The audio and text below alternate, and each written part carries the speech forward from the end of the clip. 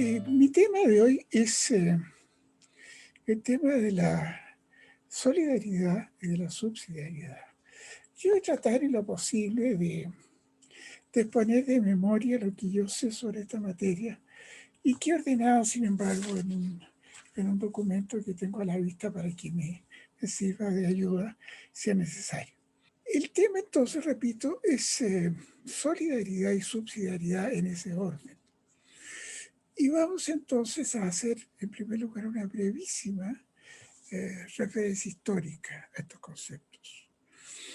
En relación con la doctrina social de la Iglesia, que es nuestro punto de referencia, la doctrina social de la Iglesia, la solidaridad es un término que aparece empleado con las palabras de amistad y de amistad cívica, o sea, amistad social, y también fraternidad. No se usa la palabra solidaridad hasta muy avanzado, diría yo, el siglo XX. Pero se usan sinónimos que son tan ricos y tan valiosos como los que acabo de nombrar. No es así, en cambio, en relación con la subsidiariedad. La subsidiariedad aparece realmente muy, muy atrás en el Imperio Romano. Por ejemplo, la obligación subsidiaria. Y después también en diversos escritos de los siglos posteriores, especialmente en la Edad Media. Pero hay que reconocer que León XIII, el año 1891, en su famosísima encíclica Rerum Novarum, es el que le da a este término subsidiariedad una connotación extraordinariamente importante. Entonces, desde entonces se desarrolla el concepto de subsidiariedad y si bien no es tan importante hoy día como lo fue hace 120 o 130 años atrás, porque hoy día es muchísimo más frecuente el uso de la expresión solidaridad, sigue siendo, sin embargo, una expresión extraordinariamente importante en contraposición con el estatismo, en contraposición con la invasión de conceptos ideológicos que se desarrollan, si bien han fracasado casi todos en los últimos años, en lo que se llama el socialismo real, ¿no? O el socialismo del siglo XXI, que es contrario a la subsidiariedad y no se pronuncia claramente en favor de la solidaridad. ¿Qué es cada uno de estos dos términos? ¿Cómo podríamos definirlo? En este punto yo prefiero acogerme a las definiciones que son bastante aceptadas por la generalidad de los autores que se han preocupado del tema. Vamos a entender que la solidaridad es una cualidad. Algunos la definen como principio, otros como valor. No faltan los que agregan que es una virtud. Y no faltan tampoco los que creen que es sinónimo de otros famosos términos, como por ejemplo fraternidad junto a libertad e igualdad, que fue el eslogan de la Revolución Francesa de 1789. Y la solidaridad es sentir como propio los problemas ajenos. Y accionar, actuar, comprometerse en esforzándose a darle una solución, por lo menos parcial. La solidaridad es, en otras palabras, un deber, una obligación, una necesidad de actuar para aliviar la menesterosidad, aliviar la pobreza, la miseria, aliviar tantas situaciones de una existencia frágil. Porque la vida nuestra no es para nosotros mismos, sino que también para los demás. Nadie vive para sí mismo. Nadie vive para sí mismo. Y tampoco podemos decir que pueda ser cierto que deja de actuar para servir a los demás. La solidaridad es ese sentir como propios los problemas, las insuficiencias, las carencias, la pobreza ajena, no solo material. Puede ser también la solidaridad de un rico sentido ético, espiritual, moral. Vamos a explicar más adelante de dónde surge esta tendencia o esta orientación tan fuerte del alma humana. En cambio, la subsidiariedad ha sido especialmente definida en la encíclica que ya mencioné del Papa León XIII y después en el Papa Pío XI en 40º año, pero con mucha reiteración en las numerosas encíclicas Sollicitudo Ratio Socialis de San Juan Pablo II o en las más recientes de Benedicto XVI. Incluso el Papa actual, el Papa Francisco, se refiere a ella. La subsidiariedad implica una relación de la persona y de la sociedad civil con el Estado, en punto a que el Estado se abstenga, se inhiba, se contraiga, se restrinja, a no intervenir en asuntos que los llamados grupos intermedios, vale decir, los que estructuran la sociedad civil, los que forman la sociedad civil, la multitud de grupos intermedios, puedan realizar sus finalidades propias libremente y sin intervención del Estado. Naturalmente, este principio de subsidiariedad, de inhibición del Estado frente a la inmensa multitud de grupos intermedios que existe en la sociedad civil, tiene tres connotaciones políticas muy importantes. La primera es que esa contracción del Estado significa un límite a la intervención estatal. Límite económico, límite de potestades públicas que se ejercen sobre los grupos intermedios para obligarlos a actuar de una manera. Límite o prohibición también para permitir que se despliegue la libertad. Ese tal vez es el punto más interesante del principio de subsidiariedad. Permitir una sociedad libre, y quiero decir que es una sociedad por lo mismo democrática. Sin subsidiariedad no hay democracia. Sin subsidiariedad no hay libertad. Sin subsidiariedad hay un estatismo agobiante, asfixiante, y que generalmente se traduce en un gasto inmenso de los recursos públicos de manera bastante caprichosa e inútil. El dispendio, podríamos decir. ¿Cuál es el sentido de la solidaridad y de la subsidiariedad? Hago esta pregunta pensando en la necesidad de fundamentar de la manera más profunda posible el núcleo esencial en que surge o se funda cada uno de estos dos conceptos. Y entonces les digo, yo creo que la subsidiariedad, la solidaridad, perdón, para mantener el orden de los términos, parte del reconocimiento de que somos los seres humanos, la persona humana, y por ende en proyección la sociedad que formamos de cualquier tipo que sea, incluso el Estado, somos seres frágiles, somos seres mortales, somos seres carentes de muchas virtudes y necesidades que satisfacer. Somos seres incompletos, imperfectos. ¿Quién podría decir que nosotros somos para nosotros mismos, como adelante ya, sin necesidad de los demás?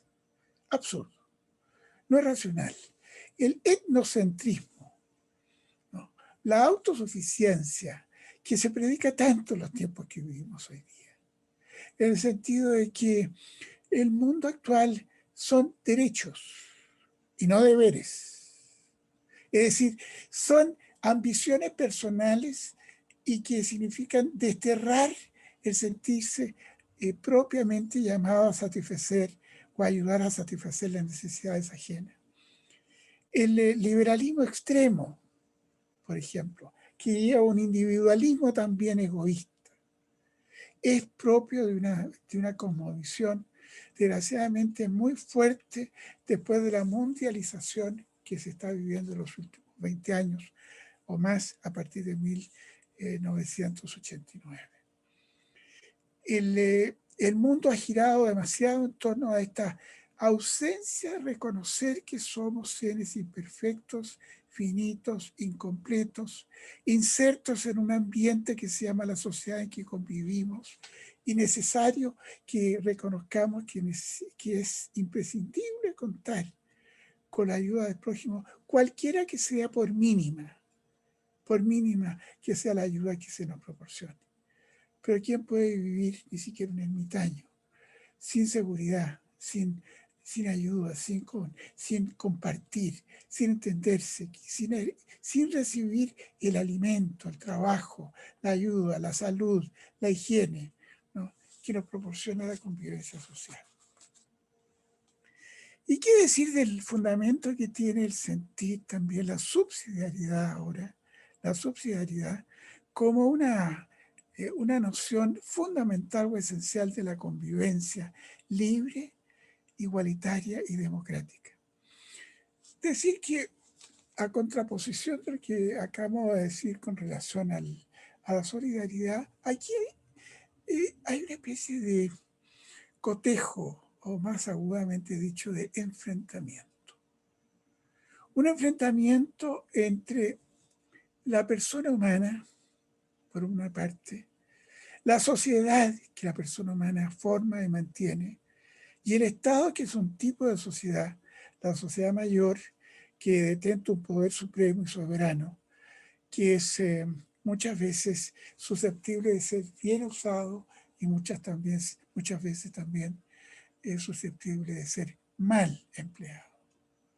Y entonces, cuando la miseria, que hay que reconocer que esa es una de las bases de este pensamiento en torno de la subsidiariedad, la miseria en que viven material y espiritualmente miles de millones de seres humanos, los hace llevar su confianza, su esperanza, su angustia de solución a los problemas que viven, a que el Estado intervenga, a que la sociedad mayor asuma roles cada día más grandes para corregir, para rectificar, para, en definitiva, salvar los vicios y patologías que tiene una convivencia deformada por el egoísmo, por la codicia, por la falta de fraternidad o la falta de solidaridad o amistad cívica. Y eso ha llevado, o llevó, piensen ustedes, de fines del siglo XIX, para qué decir todo el siglo XX, a una expansión gigantesca del Estado. Y entonces, esta expansión gigantesca del Estado, especialmente por ciertas ideologías que más vale la pena omitir para no herirlas, llevó a una visión completamente estatalizada de la convivencia humana. Todo decía el fascismo. Aquí lo voy a nombrar. Todo puede decir el fascismo para el Estado y la nación, nada fuera de la nación y del Estado. Y sin ser exactamente igual, coinciden, sin embargo, en la materialización de los conceptos el pensamiento marxista, especialmente leninista. Todo para el Estado, nada fuera del Estado. Y en consecuencia, los grupos intermedios y sobre todo la libertad individual, el desarrollo de la familia desaparece. Queda todo absorbido en sistemas de inteligencia, sistemas de secretismo, de militarismo a la sociedad, especialmente el régimen soviético, que fue tan imitado, tan llevado, extrapolado, incluso a América Latina, con resultados desastrosos. Esa situación, ¿no es cierto?, que hemos vivido y padecido, y que todavía varios, ya no muchos, pero al menos se podría citar 6 o 7 países en la actualidad, algunos de ellos muy importantes, ha llevado, ¿no es cierto?, a que se reencuentre el pensamiento político, social, jurídico, económico, con la subsidiariedad. Y se rescate, ¿no es cierto?, por ejemplo, el maravilloso libro de Alfred Schumacher sobre lo pequeño es hermoso, lo pequeño es hermoso. A revitalizar el concepto de subsidiariedad y a reencontrarse, por ejemplo, en la Unión Europea hoy día, en la Unión Europea, las fronteras de los países que integran la Unión Europea se rigen sobre los principios de subsidiariedad y también de solidaridad. El Tratado de la Unión Europea así lo dice, ¿no?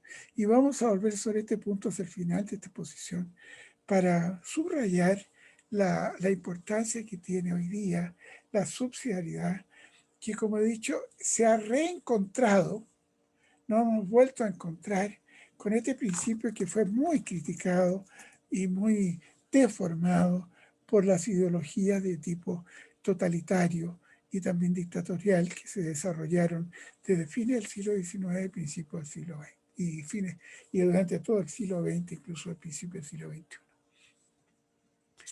Doy un paso adelante entonces ahora para detenerme en qué es necesario, qué presupuestos o exigencias implican la solidaridad y la subsidiariedad para que sean realmente virtudes, principios, valores o conceptos rectores o determinantes de un orden libre, igualitario, fraternal y próspero, que es lo que anhelamos, ¿no es cierto?, para que impere la paz y la justicia mediante el derecho, lo que se llama, en dos palabras, el Estado de Derecho.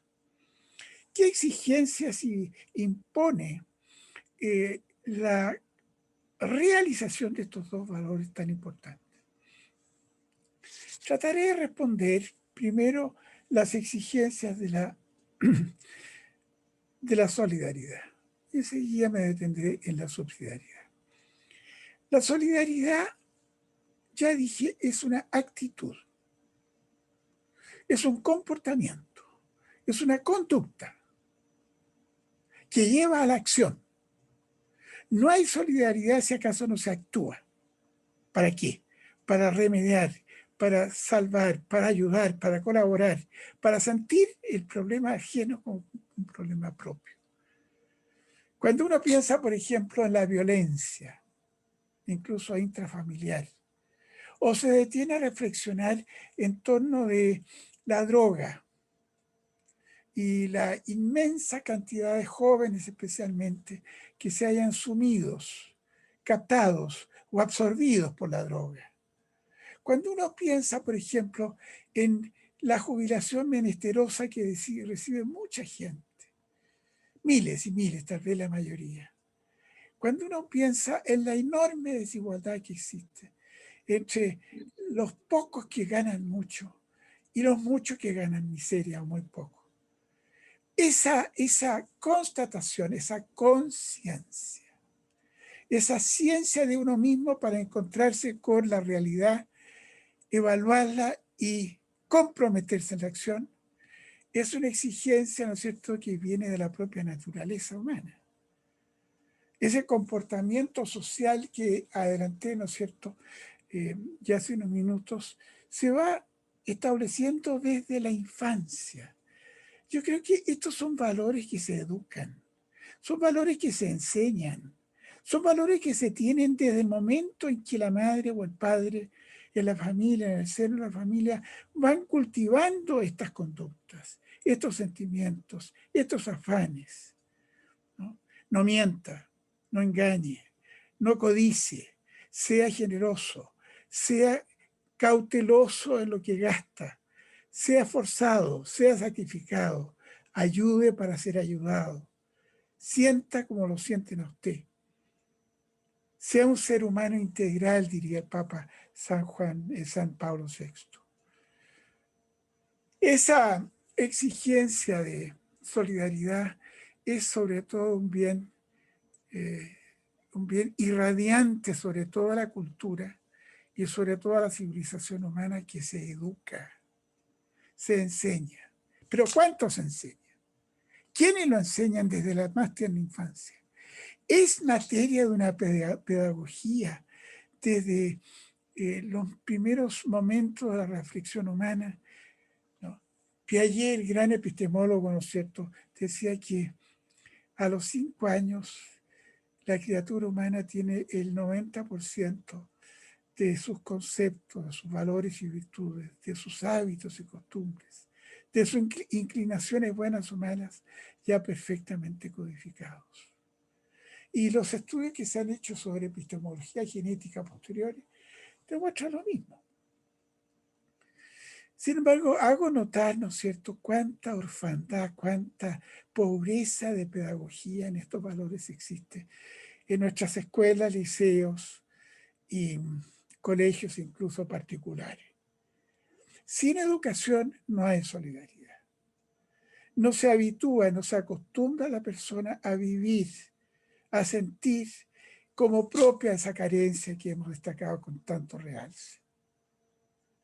Y respecto a la subsidiariedad, yo creo que también se puede sentir esa educación en cuanto a que la subsidiariedad está ya realzado, es una especie de apoyo a la libertad en primer lugar de la persona, de la familia, que son los grupos básicos en la familia, es el núcleo esencial de la sociedad.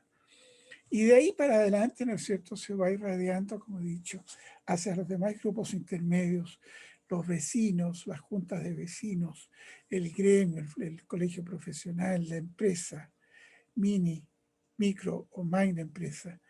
Se va irradiando, ¿no es cierto? Y es la libertad la que va llevando al emprendimiento, al desarrollo, al crecimiento, a la búsqueda de innovación. Y todo esto requiere autonomía, requiere cierta capacidad de actuar propio, sin que esté permanentemente, ¿no es cierto?, Leviatán, exigiendo, imponiendo, coaccionando, sancionando, castigando. Piensen ustedes, por ejemplo, hasta qué punto se nos plantea un problema enorme en la actualidad, en el mundo entero y en la sociedad chilena, en relación con la pandemia que sufrimos. Mucha gente dice, ¿hasta cuándo tenemos las cuarentenas? Porque el artículo 318 del Código Penal, aprobado hace tan solo un año atrás, se aplica con tanto rigor que impide que nos podamos congregar para ir a una misa o para practicar una reunión social, por lo menos, ¿no es cierto?, en ambientes amplios que permitan congregarse más de 10 o 20 personas. Y sin embargo, Leviatán, por el otro lado, dice, es que yo tengo que cautelar la vida humana.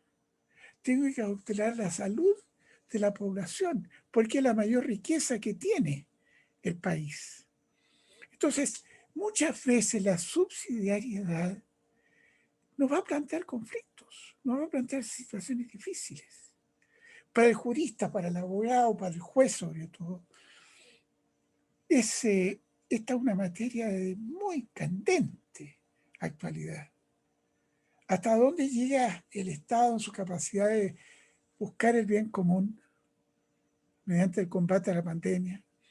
Y en donde ya comienza a ser lesivo en la esencia de la libertad de los grupos intermedios y de la persona humana, tanta intervención del Estado que no permite desarrollar, desplegarse, vivir la convivencia en los términos que hemos mencionado, que es de la esencia de una sociedad libre.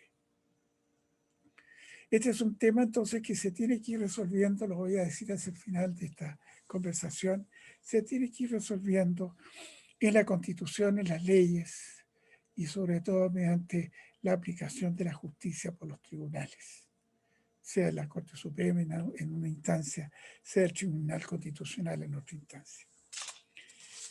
Avanzo un paso más y ya me voy acercando al término de la exposición. Espero que ustedes se hayan sentido incentivados a participar después. Y me voy a referir entonces, para concluir esta exposición, justamente a lo que yo creo que es la inserción, el encaje, el engarce de solidaridad y subsidiariedad en la Constitución nueva y en las leyes que se dicten con sujeción a ella.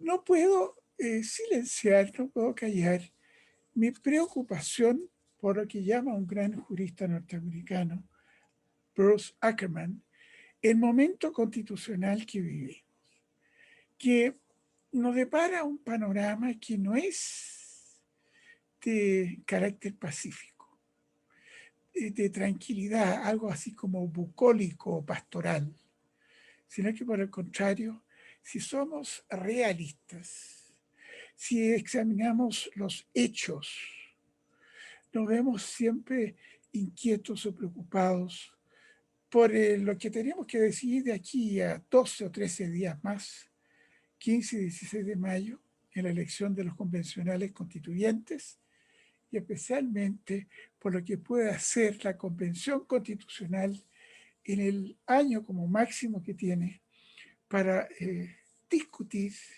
dialogar, acordar, concordar el texto de una constitución. No estoy, lo manifiesto francamente, no estoy seguro de que sea fácil llegar a un quórum de 2/3 en torno a los problemas más importantes que voy a mencionar. Pero formulemos votos, porque mientras hay vida, hay capacidad de acordar o de entenderse. Lo que nos falta son líderes. Líderes que crean y prediquen o practiquen la solidaridad y la subsidiariedad. Eso es lo que más nos falta. Desgraciadamente, yo lo digo con total franqueza, no veo un solo líder en Chile hoy día. Y entonces es urgente, es apremiante, casi desesperadamente necesario que emerjan esos líderes. Ojalá que dentro de la Convención Constituyente se note esto, que sean capaces de apaciguar, de entenderse, de dirigir el diálogo y la concordancia de punto de vista para llegar o forjar acuerdos. En el texto de la Constitución hoy vigente, particularmente en el artículo 1, no es estrictamente o rigurosamente necesario introducir el concepto de la solidaridad. Porque, y tampoco el concepto de la subsidiariedad. Sin nombrar ninguno de estos dos términos, el artículo 3 alude, sin embargo, a esas dos nociones que hemos demostrado son esenciales en la convivencia actual. Desde luego, me permito señalar que en el inciso 1 se dice que la persona humana, ¿no es cierto?, nace libre e igual en derechos y en dignidad. Libre, el concepto de la libertad. En el inciso inmediatamente, vale decir el inciso 2, se impone al Estado el deber de asegurar, de garantizar, respetar, dice, la autonomía de los grupos intermedios a través de los cuales se organiza, desde la familia para arriba, la sociedad. Y lo mismo agrega después el inciso 3 y el inciso 4, ¿no? Sobre todo me detengo en el inciso 4, que es central para el desarrollo del concepto de bien común. No hay subsidiariedad ni hay solidaridad, ya dije, que no se refiere al bien común. El bien común es el punto de referencia y de aplicación. Si queremos que el bien sea común, espiritual y materialmente, tenemos que aplicar, tenemos que practicar, tenemos que vivir la solidaridad y la subsidiariedad. Ahí hay una palabra que es clave, en ese inciso 4, cuando dice que el Estado está al servicio de la persona humana, de la dignidad y los derechos humanos y de los deberes correlativos, y que su deber es contribuir, es decir, formar parte de un grupo, de una serie de involucrados en la realización del bien común espiritual y material, y con pleno respeto a los derechos y deberes de la persona humana. Y finalmente, en los incisos 5 y 6 se detiene el constituyente en los conceptos de buenas ideas de participación para la realización del bien común y para el desarrollo, especialmente el desarrollo humano de la persona humana. Yo creo, por lo tanto, que no es absolutamente necesario, indispensable o ineludible incluir la palabra subsidiariedad y solidaridad. porque están ya claramente, aunque de manera implícita, insertos en ese articulado. Sin embargo, hay disposiciones en los artículos siguientes, me refiero, por ejemplo, al artículo 3º o al artículo 115 de la misma Constitución, en que se emplea la palabra solidaridad. Pero a mi juicio, esa palabra aparece empleada de una manera que es, por llamarla respetuosamente, equívoca o más bien equivocada. Porque el artículo 3º dice que la ley propenderá al desarrollo solidario de las regiones. Desarrollo solidario de las regiones. No está mal, pero no es exactamente el sentido que tiene la solidaridad. Que ella dice una cuestión que nace del alma humana, de la especie humana, de la convivencia de los seres humanos que sienten esa necesidad. Tal vez, en términos metafóricos, podríamos decir que las regiones también sienten necesidad unas de otras, pero no es lo mismo. Yo creo que mucho antes de sentir las regiones esta necesidad, la deben sentir las personas, los grupos, las asociaciones, que son los que mantienen al Estado o lo desestabilizan y lo hacen ingobernable. Y después en el artículo 115 se detiene el constituyente. Estas son reformas que se hicieron a la Constitución actual porque no aparecían en el texto original de 1980. Las efectuó el presidente Patricio Aylwin en el año 1991 y siguientes. Se habla también de una solidaridad en la distribución de los recursos presupuestarios que el Estado entrega a las regiones. Un poco es el eco a distancia entre el artículo 3º y el artículo 115. Pero tampoco creo yo que sea ahí un empleo de lo más ajustado a lo que hemos sostenido, que es la solidaridad y la subsidiariedad. Desde luego ahí no aparece para ningún efecto la subsidiariedad. Se habla solamente de la solidaridad. Son las únicas disposiciones de la Carta Fundamental en que se habla de solidaridad. En ninguna parte de la Constitución se habla de subsidiariedad. Tal vez, para terminar, sea conveniente, y esta es una idea que yo dejo con carácter preliminar entregada a los que me puedan después consultar o a los que sean elegidos como convencionales constituyentes, sea conveniente, sea necesario añadir en alguna disposición, por ejemplo en el artículo 3º, que es una de las bases de la institucionalidad, una referencia a la sociedad civil que es la suma integrada de todos los cuerpos intermedios que existen en la sociedad, ¿no? Cuerpos intermedios como los llamaba, o organizaciones intermedias como las llamaba el barón de Montesquieu en su libro El espíritu de las leyes. Ahí tal vez se podría decir que la persona humana, la sociedad civil y el Estado, en ese orden tal vez sea, deben cumplir el imperativo de la solidaridad para el bien común. Y que la ley o las leyes serán las que implementen, lleven a la práctica esta obligación, este deber inexorable de carácter solidario y subsidiario. Eso tal vez podría ser cuestión de un par de líneas.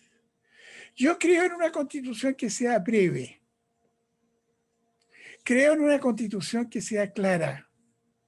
Creo en una constitución que sea precisa sobre todos los problemas que la historia republicana de Chile ha demostrado que son nuestros más graves problemas. Como son, por ejemplo, una concentración del poder en el régimen político presidencial y que requiere entonces una revisión a fondo para que sea más participativo el Congreso Nacional y sobre todo más participativa a través de la democracia directa, la ciudadanía. Y creo también que tiene que ser una constitución breve, clara, precisa en las cuestiones fundamentales, que haga sentir la necesidad de la solidaridad en personas y grupos, especialmente de la sociedad civil, en la realización del bien común. Es decir, en la realización de lo que se llaman los derechos sociales. Los derechos a la educación, los derechos a las acciones de salud, los derechos a la seguridad social y tantos otros derechos a un ingreso familiar digno, justo, adecuado, que sea coherente precisamente con la dignidad humana, a las disposiciones sobre el trabajo y la seguridad social. Y todo esto, ¿no es cierto?, tiene que estar más o menos bien configurado. No se necesita una constitución extraordinariamente larga, ni siquiera muy larga. Pero tiene que ser clara también en la defensa de ciertos presupuestos de una convivencia civilizada y que son consecuencia de las experiencias dolorosas, en muchos casos, que hemos tenido nosotros, con interrupciones cruentas de la continuidad institucional por golpes de Estado, azonadas o situaciones de dictadura. Me refiero, por ejemplo, a la necesidad de que la Constitución contemple mecanismos, válvulas de salida a los conflictos que permitan la solución pacífica y no cruenta de las interrupciones institucionales. Yo creo que una Constitución que logre definir con claridad estos valores, de los que yo creo, porque yo creo que los valores son ideales realizables y no quimeras o fantasías, una Constitución que logre realizar estos 4 o 5 valores que he mencionado al pasar, puede tener la capacidad de arraigarse, de convertirse, como decía Rousseau, Jean-Jacques Rousseau, en no letras de bronce, sino que en grabación inculcada en el alma, en el espíritu de cada ciudadano o ciudadana de este país.